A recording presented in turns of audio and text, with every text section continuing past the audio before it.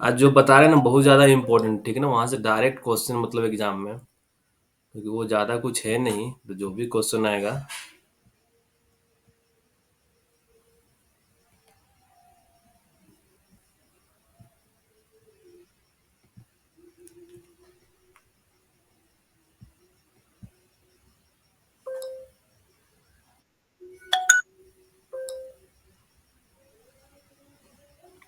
हम लोग working at height आज पढ़ेंगे, ठीक है ना?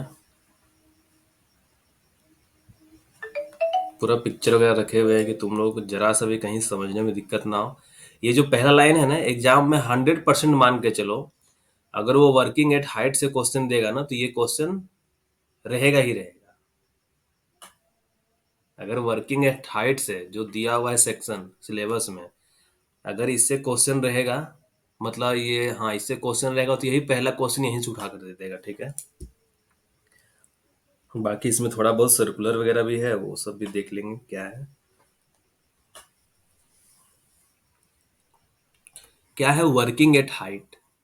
मतलब जब कोई आदमी है ना ऊंचाई पे काम कर रहा है, जैसे मान लो होता है ना इलेक्ट्रिशियन लोग पोल पे चढ़ के काम कर रहा है, ठीक है ना? पोल है, वहां पे इलेक्ट्रिशियन लोग चढ़कर काम कर रहा है, तो ये सब क्या हो गया? Working at height.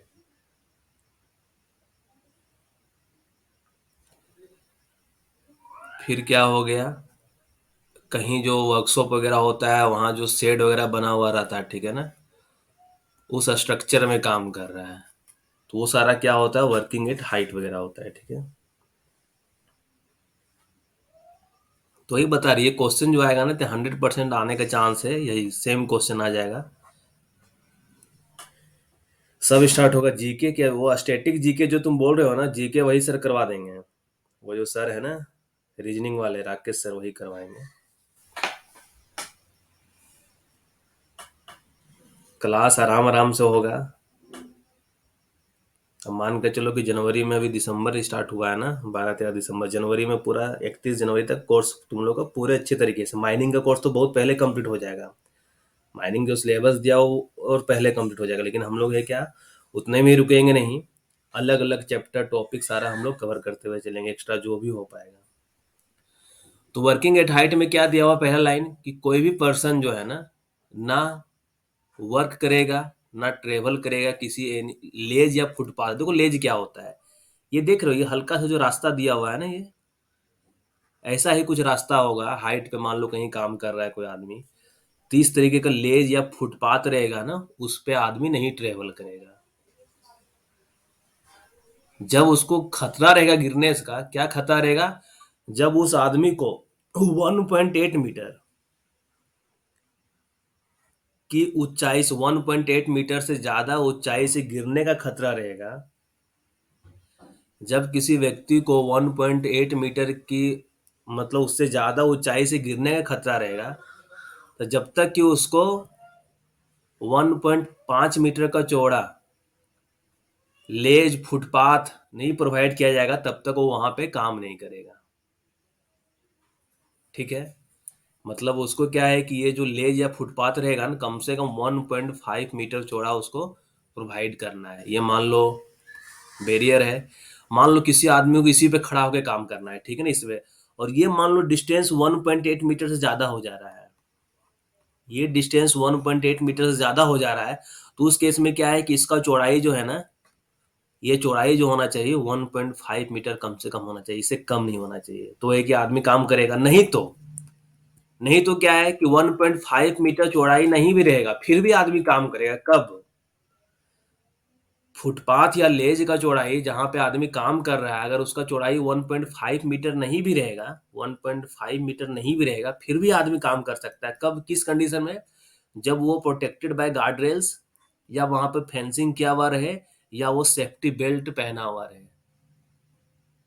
तो उससे क्या होगा आदमी, कि ऊपर से वो गिरेगा नहीं, गिरेगा तो बीच में लटक जाएगा, और गार्डर वगैरह रहेगा तो गिरेगा ही नहीं आदमी। मतलब देखो इस तरीके से, कहीं ऊंचाई पे आदमी काम कर रहा है, तो इस तरीके से गार्डरेल प्रोवाइड कर दिया जाएगा। ये मान के चलो कि ये हाइट वाला, ये पोर्शन जो है हाइट पे है, ठीक है ना, ये हाइट पे है, इधर डाउन है, मान के चलो। अगर ये नहीं रहता, तो फिर आदमी गिरने का चांस रहता। तो उस केस में जहाँ पे काम करता तो वहां पे कम से कम 1.5 मीटर विड्थ होना चाहिए, लेकिन क्या है यहाँ पे कि 1.5 मीटर विड्थ नहीं भी रहेगा ना, और ये गार्ड रेल रहेगा, तो आदमी को काम करने के लिए अलाउ करेंगे, चलो वो गिरेगा नहीं नीचे। फेंस क्या, कि आदमी कहीं काम कर रहा है, मान लो 1.5 मीटर नहीं चौड़ा है वहां पे, लेकिन फिर भी क्या है, इस तरीके से फेंस लगा देंगे, फेंसिंग कर देंगे कि वो आदमी गिरे नहीं। सेफ्टी बेल्ट इस तरीके से पहन लेगा वो, कि सेफ्टी बेल्ट का हुक यहाँ फंसा लेगा, वो आदमी क्या है, गिरेगा नहीं। तो ये अलग अलग चीज है, हम पूरा लाइन एक करके सारा पॉइंट बता दिए यहाँ पे। पहला कंडीशन क्या है कि अगर एक किसी व्यक्ति को 1.8 मीटर की ज्यादा ऊंचाई से, है ना, मोर देन 1.8 मीटर, उतना ऊंचाई से गिरने का खतरा रहेगा, तब वो किसी भी वैसी जगह पे काम नहीं करेगा या ट्रेवल नहीं करेगा जहां का चौड़ाई 1.5 मीटर से कम हो। लेकिन 1.5 मीटर चौड़ा नहीं भी रहेगा, फिर भी वो आदमी वहां उस जगह पे काम करेगा। कब करेगा, जब वहां पे सुटेबल गार्डरेल प्रोवाइड किया गया हो, फेंसिंग प्रोवाइड किया गया हो, या वो सेफ्टी बेल्ट यूज कर रहा हो, उसके द्वारा क्या रहेगा, उसे गिरने का खतरा फिर नहीं रहेगा। तो ये पहला पॉइंट दिया हुआ है जो 100% मान के चलो एग्जाम में आने वाला है। ठीक है, ये सेफ्टी बेल्ट देखो इस तरीके से काम करता है ना। ये देखो सेफ्टी बेल्ट का बोला जाता है कि एबीसी क्या होता है सेफ्टी बेल्ट में, एबीसी। सेफ्टी बेल्ट को फॉल अरेस्ट सिस्टम भी बोला जाता है, तो कुछ भी वर्ड दे सकता है, ठीक है ना। सेफ्टी बेल्ट को फॉल अरेस्ट सिस्टम भी बोला जाता है, फॉल अरेस्ट।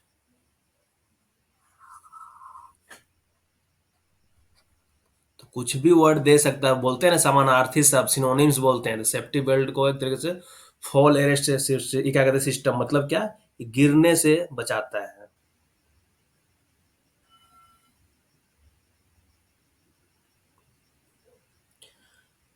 एक क्वेश्चन है कि अगर 1.5 मीटर वाइडर फुटपाथ है, तो क्या सेफ्टी बेल्ट लगाना जरूरी नहीं है क्या।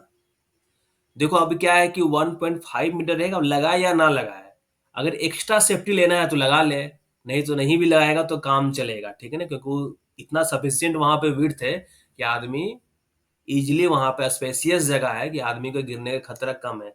अगर फिर भी गिरने वाला है तो अपना सेफ्टी बेल्ट लगा ले, ठीक है ना, सेफ्टी बेल्ट लगा ले, सेफ्टी नेट लगा ले, बहुत सारा चीज है, कुछ भी लगा सकता है।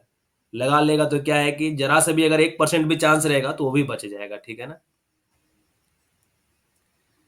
तो ये देखो सेफ्टी बेल्ट में अलग अलग इक्विपमेंट होता है, देखो क्या क्या होता है। ये हो गया एक हार्नेस हो गया, ठीक है ना, ये जो दिख रहा है ना, इस तरीके से रहता है कि ये दोनों क्या हो गया, दोनों पैर में चला गया ये दोनों चीज, और ये पहनने के लिए रहता है इधर से क्रॉस करके इस तरीके से, ठीक है ना। और यहाँ से हुक के थ्रू ये जो हुक है ये ले जाकर कहीं भी फंसा देगा वो, ठीक है ना। तो ये सेफ्टी बेल्ट होता है। तो सेफ्टी बेल्ट का एबीसी क्या होता है, ए से एंकरेज होता है, बी से बॉडी हार्नेस होता है, सी से कनेक्टिंग डिवाइस होता है। तो क्या है देखो, ए हो गया कनेक्टिंग डिवाइस, बी क्या हो गया बॉडी हार्नेस, और सी क्या हो गया, सी कनेक्टिंग डिवाइस है ये हो गया सी कनेक्टिंग डिवाइस। ए क्या हो गया एंकरेज, जिसमें फंसाना है, सेफ्टी बेल्ट को जिसमें फंसाना है वो होता है ए, जिसको एंकरेज बोलते हैं। ये देखो ये सेफ्टी बेल्ट है, सेफ्टी बेल्ट पूरा कॉम्बिनेशन को सेफ्टी बेल्ट बोलते हैं। तो ये जो कनेक्टिंग डिवाइस है, जो ये हुक निकला हुआ है यहाँ से, ये जो हुक निकला हुआ है, ये हुक किसी में जाके फंसाना है, जिसमें फंसाएंगे उसको एंकरेज बोलते हैं, ठीक है। बी क्या हो गया बॉडी हार्नेस, ये जो पूरा हार्नेस पहना हुआ है, हेलमेट के अंदर भी हार्नेस होता है, सेफ्टी बेल्ट का ये जो पूरा है फीता वगैरह बेल्ट वगैरह, ये हार्नेस है, ठीक है ना। और सी क्या हो गया कनेक्टिंग डिवाइस, ये हार्नेस को और एंकरेज को कनेक्ट जो कर रहा है, तो ये जो बेल्ट है ये कनेक्ट कर रहा है, तो कनेक्टिंग डिवाइस। तो याद रखना है ABC of fall arrest system कौन होता है, क्या है, ए से एंकरेज, बी से बॉडी हार्नेस, सी से कनेक्टिंग डिवाइस।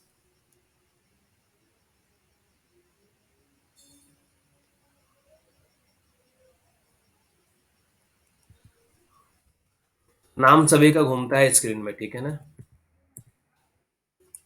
अब पहला पॉइंट हो गया पूरा क्लियर।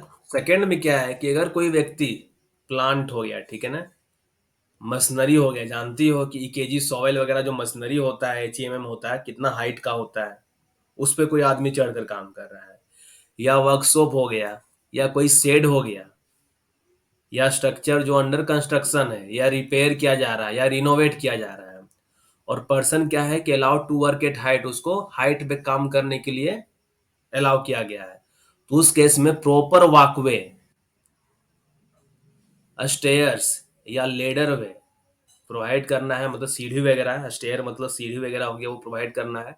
साथ में क्या होना चाहिए, उसमें हैंड रेल्स होना चाहिए, मतलब हाथ से पकड़ने के लिए हैंड रेल हो गया, गार्ड्स होना चाहिए, और स्टेज होना चाहिए या प्लेटफॉर्म होना चाहिए। साथ में क्या होना चाहिए, फेंसिंग होना चाहिए कि जरा सा भी खतरा ना हो उस आदमी को ऊपर से गिरने का, टू अवॉइड डेंजर और risk of person falling from height. मतलब और कहाँ हम लोग यूज कर सकते हैं कि अगर कोई व्यक्ति देखो ऊपर में कोई काम कर रहा है, ठीक है ना, यहाँ पे कोई काम कर रहा है, अभी क्या हो रहा है, स्ट्रक्चर वगैरह कुछ कंस्ट्रक्ट कर रहा है, तो ये होता है हैंड्रेल, ठीक है ना, ये हो गया हैंड्रेल।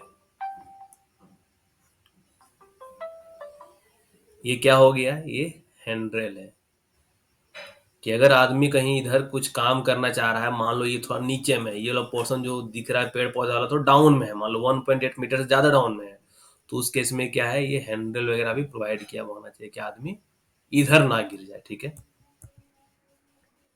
लेडर वे वगैरह जो दिया हुआ है, लेडर वे मतलब सीढ़ी वगैरह, ठीक है ना, ये मान लो सीढ़ी हो गया, चढ़ने और उतरने में उसको ज्यादा दिक्कत ना हो, आराम से वो चढ़ जाए। यही ध्यान रखो कि जहां पे भी वर्कशॉप वगैरह क्या हो गया, हाइट, मतलब मान लो घर में ही मान लो ऊपर ढलैया होता है, ठीक है ना, बिल्डिंग का, तो क्या होता है वहां पे उस पर आदमी ऊपर चढ़कर काम करता है। या देखते हो जब डेंटिंग पेंटिंग होता है तो वो क्या करता है, लकड़ी उकड़ी से है ना, बांस का ही खुद अपना बना लेता है इस तरीके से, है ना, और उस पर चढ़ के ऊपर काम करता है वो। तो वो सब खतरा वाला चीज है, तो उसको क्या करना चाहिए, वर्किंग एट हाइट पे जब भी करता है, कोई भी व्यक्ति कर रहा है, तो उसको अपना सेफ्टी के लिए कॉन्ट्रैक्टर को चाहिए कि सेफ्टी बेल्ट प्रोवाइड करे, जो भी लेबर्स को काम करवा रहा है उसको सेफ्टी बेल्ट प्रोवाइड करे वो।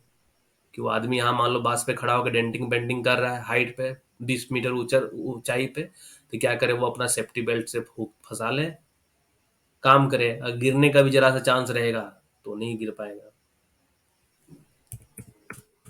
नेक्स्ट पॉइंट क्या है कि every person permitted to work at height shall be provided with safety belt, कि जो भी आदमी को काम किए दिया जाता है कि वो ऊपर जाकर काम करे, हाइट पे काम करना, जैसे इलेक्ट्रिशियन हो गया, तो इलेक्ट्रिशियन को एक सेफ्टी बेल्ट पहले से ही माइंस वाले दे के रखें कि जब भी वो पोल वगैरह पे चढ़े तो सेफ्टी बेल्ट का यूज करें।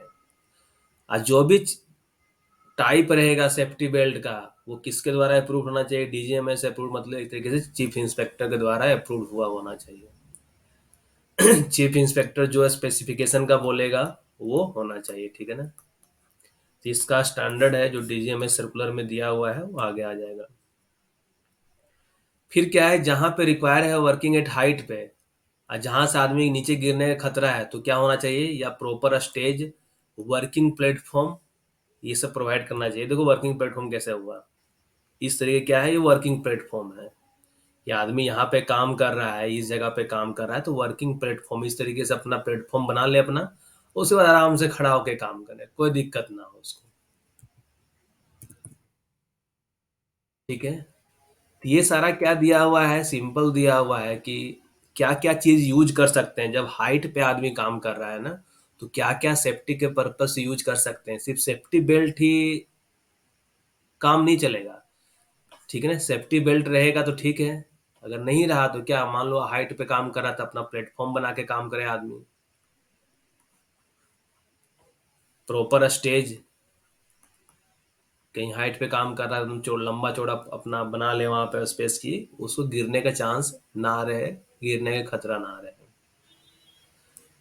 और कहीं काम कर रहा है तो फेंसिंग करके काम करे, ठीक है ना।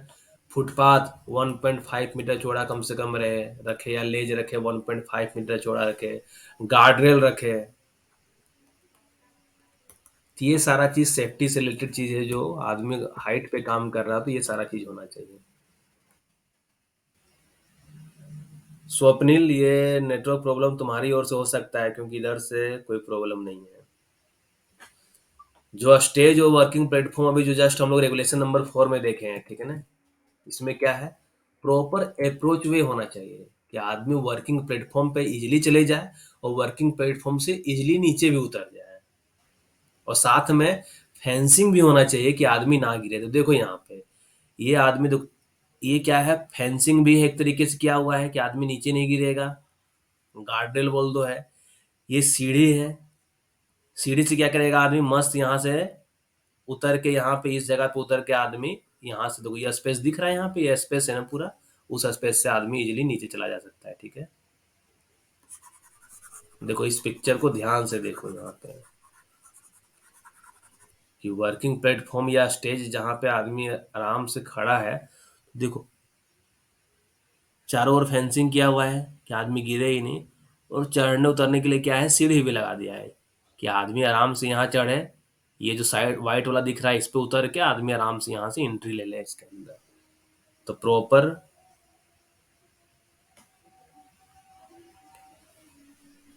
क्वेश्चन क्या बनेगा इससे, क्वेश्चन इससे जो बनेगा वो टेस्ट में दिया हुआ रहेगा। ठीक है ना।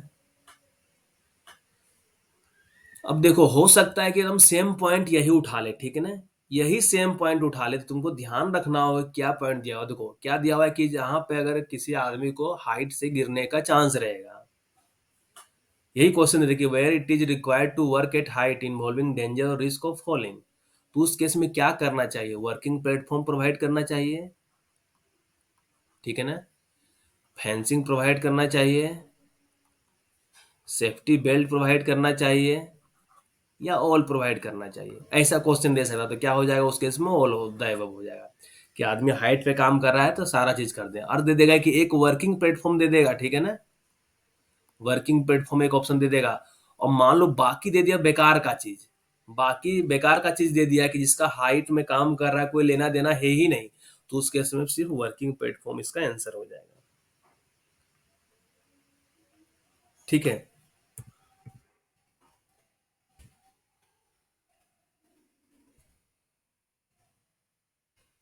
अब क्या है कि देखो, ये सर्कस देखते हो तुम लोग, हम लोग बहुत बचपन में सर्कस वगैरह देखते देखते हो ना, इस सर्कस करतब दिखाता है, हाथ पकड़ के छोड़ दे रहा है, तो क्या है देखो नीचे एकदम पूरा नेट लगा के रखता है ना, कि अगर कभी हाथ बाय चांस छूट भी गया तो आदमी किस पे गिरे, नेट पे गिरे, सीधा जमीन पे ना गिरे।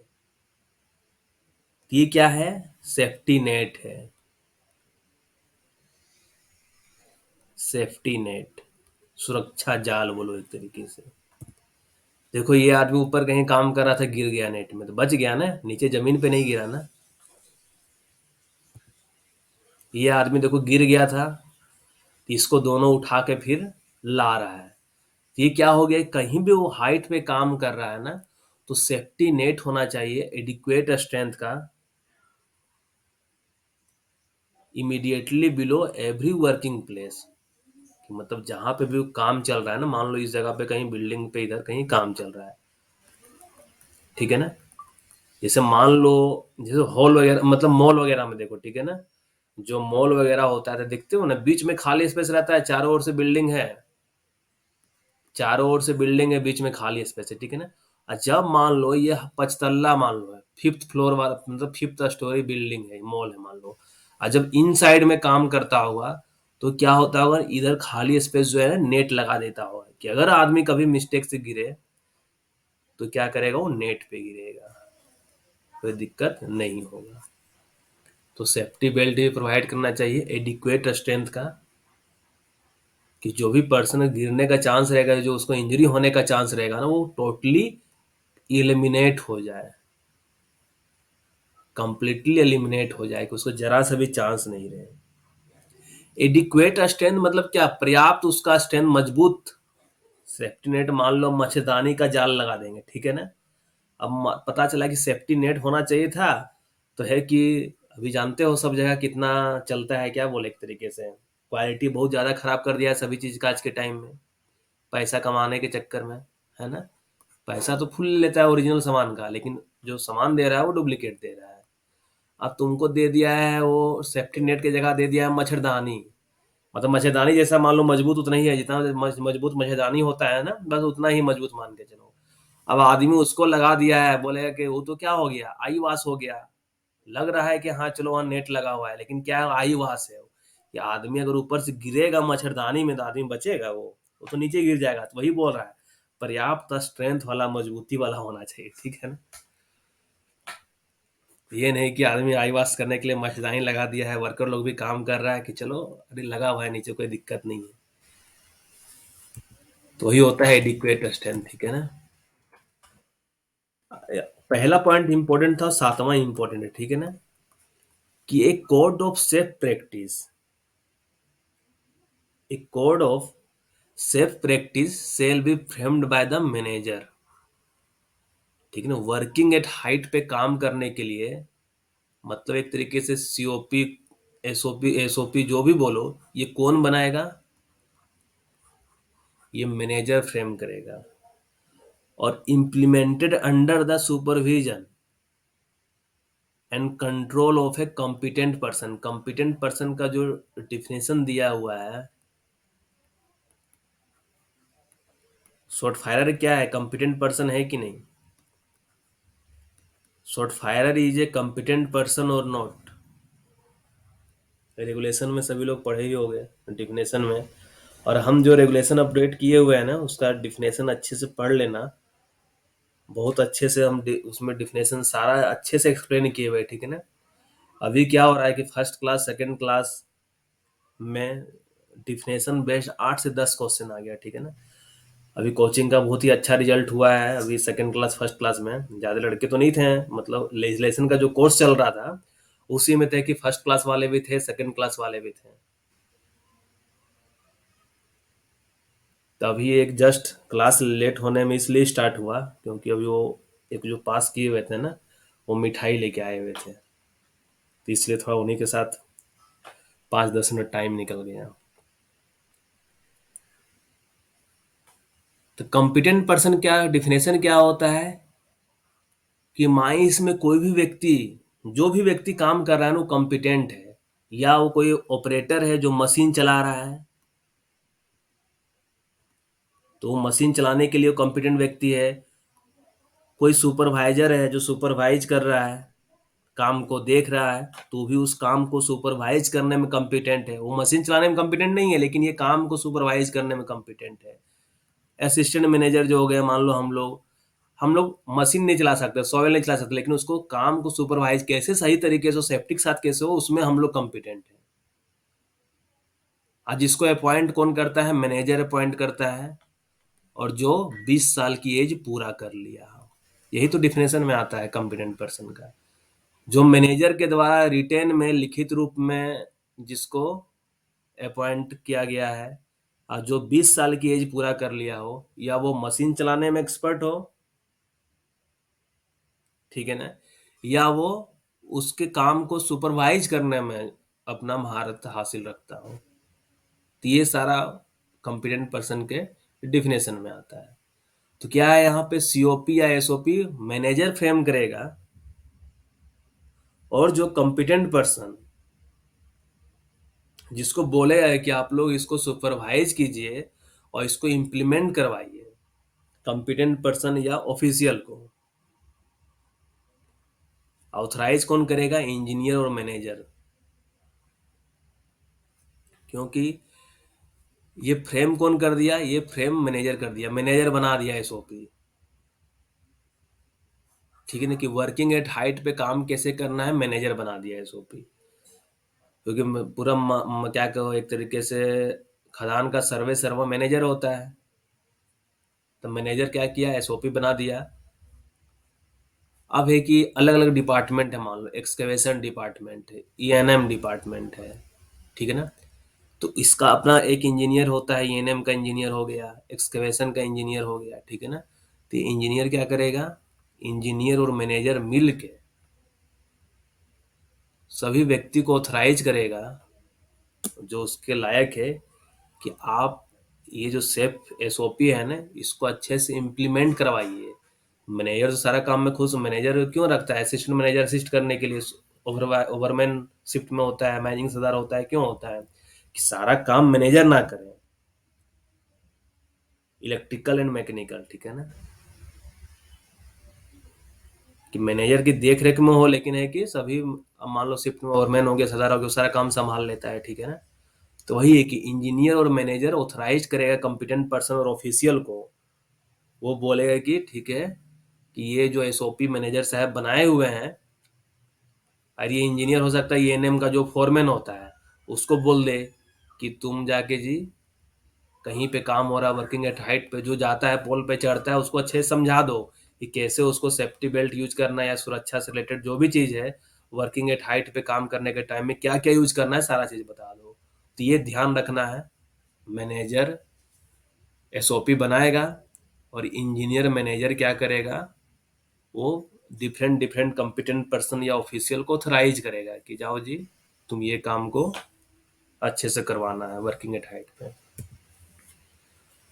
आठवां में क्या है कि कोई भी अनट्रेंड और इनएक्सपीरियंस पर्सन और contractor shall be engaged for execution of any work in a mine which involves working at height and dangers associated with therewith। एक ऐसा एक्सीडेंट हो गया था कि 10.6 मीटर पे है ना, इस सर्कुलर में दिया हुआ कि 10.6 मीटर के हाइट पे एक कॉन्ट्रैक्टर का आदमी काम कर रहा था। ठीक है ना, कॉन्ट्रैक्टर का एक आदमी काम कर रहा था। अब क्या हुआ, वो काम करते करते शायद अचानक से उसका पाँव स्लिप किया, वो गिर गया, गिरा, उसका फेटल एक्सीडेंट हो गया। तो फिर ये सेफ्टी बेल्ट में क्या था, पहले हार्नेस नहीं होता था, ठीक है ना, हार्नेस नहीं था, जो शरीर में पहना हुआ था ना बेल्ट टाइप इस टाइप से, वो हार्नेस नहीं था, वो हुक टाइप से था जो कमर में थोड़ा सा सिर्फ फंसा लेता था। तो उसके बाद क्या हार्नेस का ही प्रोविजन आया कि नहीं बेल्ट तो रहेगा, मतलब वो हुक वाला चीज तो रहेगा एक कनेक्टिंग डिवाइस, लेकिन साथ में पूरा हार्नेस भी रहेगा, बॉडी हार्नेस रहेगा। ठीक है, तो ये कॉन्ट्रैक्टर का ही कोई आदमी वहां पर डेथ हुआ था, इसलिए 8वां नंबर है ना अलग से जोड़ा गया, सीएमआर 2017 में कॉन्ट्रैक्टर के लिए ये जोड़ दिया गया।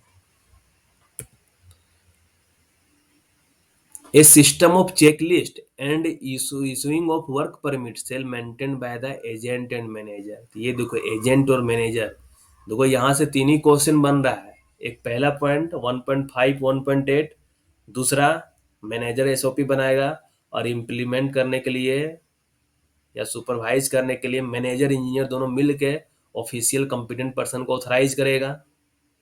और ये क्या है कि सिस्टम ऑफ चेकलिस्ट, कि कोई आदमी वर्किंग एट हाइट पे जा रहा है, पोल पे काम करने जा रहा है, ठीक है ना, तो उसको क्या क्या अपने साथ सुरक्षा से रिलेटेड सेफ्टी डिवाइस लेके जाना है, तो एक चेकलिस्ट रहेगा। वर्किंग एट हाइट पे लेके जा रहे हैं तो ठीक है, हेलमेट पहन के जाना है, सेफ्टी शू होना चाहिए, सेफ्टी बेल्ट होना चाहिए, लेडर होना चाहिए, सीढ़ी पे चढ़ के वहां पे जाए। ठीक है ना, इस तरीके से चेकलिस्ट होता है अलग अलग चीज का, ठीक है ना, कि सभी को एक बार जाने के टाइम में चेकलिस्ट चेक कर ले, ओके कर ले चेकलिस्ट के, हाँ चलो सारा चीज मेरा सही है, लेके जा रहे हैं। और वर्क परमिट, कि जब भी वैसा हाइट पे काम करने के लिए जाए तो परमिशन लेके जाए, ये नहीं कि अपना मन से जब मन किया वर्किंग एट हाइट पे चला गया, नहीं, जो भी वो अपना सेक्शन का जो भी डिपार्टमेंट है, जो भी हेड है मान लो, या जिसको जिम्मेवारी दिया गया है कि तुम जी काम का देख रेख करेगा, तुम्हारे अंदर में ये काम होगा वर्किंग एट हाइट वाला, तो उससे वो परमिट लेके जाए। तो ये किसके द्वारा मेंटेन किया जाएगा, चेकलिस्ट और इशूइंग ऑफ वर्क परमिट, ये एजेंट और मैनेजर बना के रखेगा और किसी को जिम्मेवारी दे देगा। तो ये एजेंट और मैनेजर ध्यान रखना, ठीक है। अब देखो ये ज्यादा इंपॉर्टेंट है उसका, approved type of safety belt और लाइफ लाइन, लाइफ लाइन भी इसको बोल सकते हैं, जिसका स्टैंडर्ड जो रहेगा ना आईएस इंडियन स्टैंडर्ड 3520/1999, ये स्टैंडर्ड का यूज किया जाएगा, ठीक है ना। पहले था 3520 था, 1983 का था, 1993 का था, लेकिन लेटेस्ट अभी जो चल रहा है ये वाला चल रहा है कि only approved type of safety belt और life line conforming to Indian standard IS 3520/1999 shall be used, which shall be properly maintained and check for its fitness before every use। जब भी चेक कर मतलब यूज करेगा एक बार उसका fitness check कर लेना,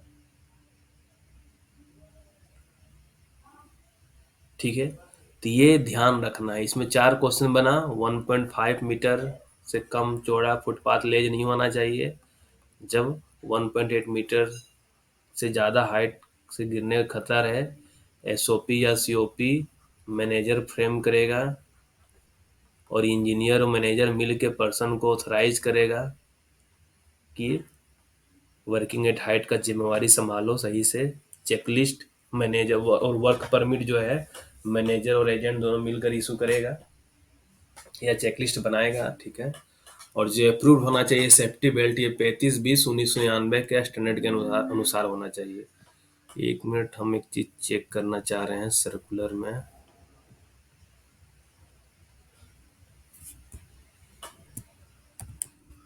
लेटेस्ट यही था ना, क्योंकि 35-21 भी कहीं याद आ गया इसलिए। देखो यहाँ पे क्या था पहले, देखो 35-21-1983 था, ये 1993 के अनुसार है ना।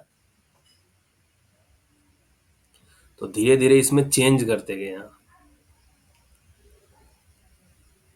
फिर सेफ्टी बेल्ट 35-21-1955 आया।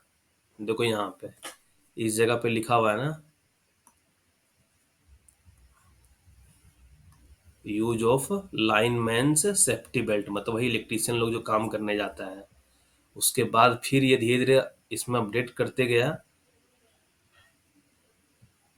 फिर ये लेटेस्ट वाला जो आया है 2006 में एक आया था सेफ्टी बेल्ट, कि जहाँ पे वर्किंग प्लेटफॉर्म स्केप फोल्ड वगैरह रहेगा। 35-20-1999 है ना यहाँ पे। इसी में देखो एक कॉन्ट्रैक्टर वर्कर जो गिरा था ना, यहीं पे गिरा था इसी में। 10.8 है, 6 नहीं 10.8 है, कि एक वर्कर इंगेज था, loss his life by falling from height of 10.8 metre, जब वो पेंटिंग कर रहा था। हाँ हाँ, वो 35-20-1999 ये सर्कुलर का है। देखो सर्कुलर नंबर 3 2006 का है, ठीक है ना। सर्कुलर नंबर 3 यही लेटेस्ट वाला है, ये जो है ना लेटेस्ट वाला।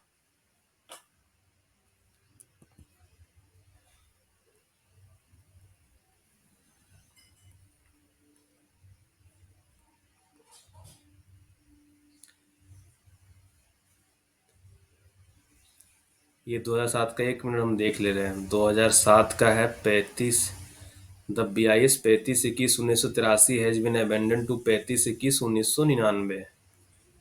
हमको 35-21-19 2010 का है 35-21-1999, 35-21-1999।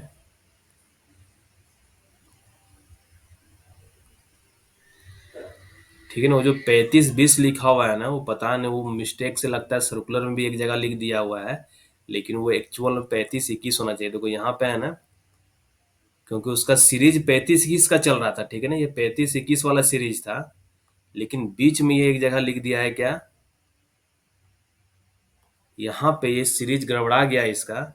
ये यहाँ पे लगता है लिख दिया है 35-20 लिख दिया है, ठीक है ना, लेकिन 35-20 नहीं होगा, 35-21 होगा। हमको जरा अभी कंफ्यूजन हुआ, इसलिए हम एक बार चेक कर ले रहे थे इसको। देखो 35-21-1999 का लेटेस्ट है, ठीक है ना। इसको करेक्शन कर लेना सभी लोग, हम भी करेक्ट कर देते हैं।